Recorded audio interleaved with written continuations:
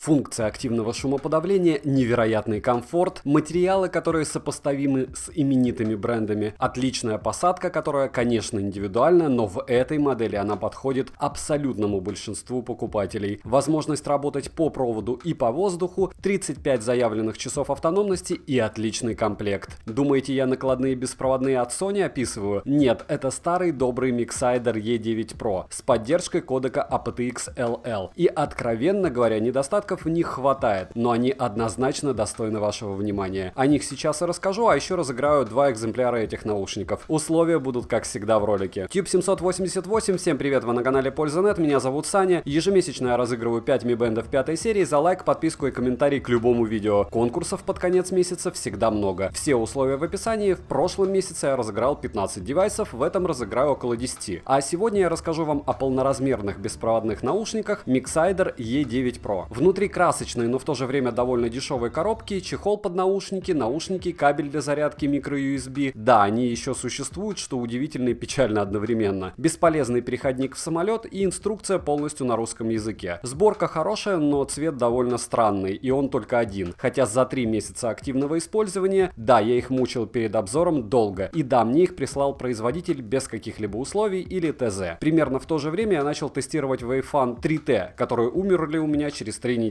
Вы же хотели, чтобы я рассказывал про то, на что не делаю обзор по причине выхода из строя. Управление кнопками, никаких сенсоров, кнопки для переключения треков, изменения громкости и активации и деактивации активного шумоподавления. К слову, оно здесь слегка для мебели, очень скромно заглушает окружающий шум, опять же, в сравнении с конкурентами. Так эта функция работает. Микрофон при подключении по кабелю не работает, зато при работе по проводу может здесь работать активный шумодав, что довольно круто. Аккумулятор на 500 мАч заряжается с 0 до сотки за 2 часа, автономность на 50% громкости при подключении по кодеку ASBC около 30 часов, что довольно сильно, устанете вы их разряжать. Снова напоминаю, что зарядка проходит по кабелю micro-USB, и это все еще печально. Вес 250 граммов плюс-минус, защита от влаги не заявлена, если музыку не включать, то с ANC окружающие разговоры лично для меня слышно даже лучше, чем с выключенным ANC. И в целом, может, я и зря ругаю его работу, но в тех же Anker Q30 он работает намного лучше. И помним, что 5% от всех пользователей активного шумодава от этого шумодава тошнит, начинается морская болезнь. Наушники складные и закрытые, динамические излучатели на 40 мм, оголовье мягкое, увеличивать можно на целых 6 см по 3 см с каждой стороны. Садятся на любой размер головы, хотя, как вы помните, любые наушники обязательно примерять перед покупкой. Чашки на 2 осях складываются удобно. И, к слову, при беге лично у меня они с головы не слетают. И да, я знаю, что бег в накладных наушниках еще то извращение. Амбушюры мягкие, кожа, конечно, искусственная. Если кататься в метро и включать музыку на громкости 80% с активированным активным шумодавом, метро слышно не будет. Bluetooth 5 версии поддерживается кодек aptX-LL. Задержек при просмотре YouTube и в играх у меня не было. Даже микрофризов наушники не ловили. Микрофон тихий, и лично по моим тестам со всеми моими телефонами он работал ужасно. И да, он настолько плох, что пример работы я его вставлять в ролик не буду. На улице вообще невозможно по нему разговаривать. Бас просто отличный, если вы берете уши ради него. В то же время по звуку ширина сцены, как и детализация, минимальна для такого форм-фактора. По проводу, разумеется, они играют намного лучше. Хотя, откровенно говоря, я, конечно, просто закушался качественными наушниками. Эти наушники звучат на свою цену хорошо, но на максималках они иногда бубнят. Запас громкости присутствует, фоновых шумов лично у меня не было. Итого, здесь нет сенсорной панели, нет NFC, правда, было бы странно иметь его за такие деньги. Плохие микрофоны, мой опыт говорит, что бывают и хуже, но это не оправдание для данных наушников. Нет программы для обновления прошивки или настройки. В шторке телефона некорректно показывается оставшийся заряд почти у всех, и у меня тоже. Много продаж и много брака по отзывам. Чаще всего касается это сборки и белого шума. Резюмирую, у Meizu HD60 звук просто другой, лично для меня они приятнее звучат. У Anker Q30 звучание на 2 головы выше, но и в 2 раза выше ценник, если эти покупать по распродаже. И если вы, как и в моем названии, купили эти наушники или их увидели по цене в $36, я их однозначно советую. За эту цену они просто волшебные. Если нет, посмотрите на перечисленные мной модели, по ссылке в правом верхнем углу есть обзоры на них. Поверьте, они будут предпочтительнее за полный прайс. Mixsider стоит и своих $60 без распродаж, но конкуренты в этом случае незначительно дороже, но значительно лучше по моему опыту. А чтобы выиграть эти наушники, условие простое. Подпишитесь на мой канал со скидкой наушниками в Телеграме по ссылке в прикрепленном комментарии. И напишите в комментариях под этим роликом свой ник и все. 30 числа 2 таких наушников я разыграю. Ну и разумеется, нужно быть подписанными на канал со стримами и мой основной канал. Возможно, завтра я выгружу свой новый топ наушников до $60. Приходите на стримы в 18:00 по воскресеньям, ставьте лайк за труды, девайс сюда или нет, Пользанет даст ответ. Добра и удачи вам, дорогие друзья.